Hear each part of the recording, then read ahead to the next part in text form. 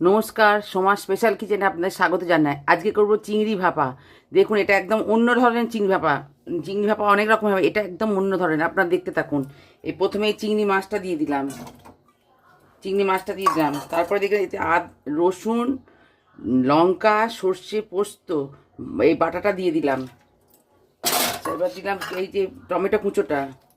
আচ্ছা, এবার দিলাম নুন।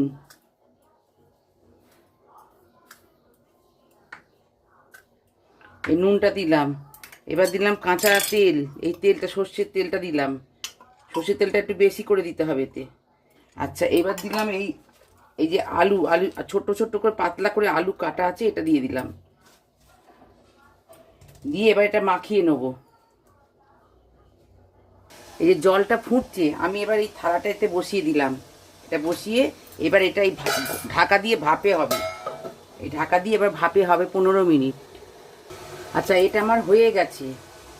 এই যে হয়ে গেছে, এটা আমার হয়ে গেছে। এবার এটা আমি নামিয়ে নেব। দেখুন কি সুন্দর স্ট্রাকচারটা হয়েছে।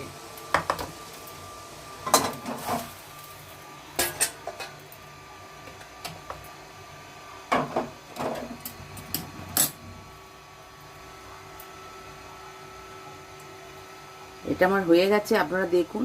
এটা এটা এরমভাবেই করবেন। এটা এটা একটা অন্য ধরনের এই ভাপাটা। হ্যাঁ, আপনারা এটা করিয়ে খেয়ে কমেন্টে জানাবেন। আজকের মতন এই পর্যন্ত। আপনারা লাইক সাবস্ক্রাইব করবেন। নমস্কার।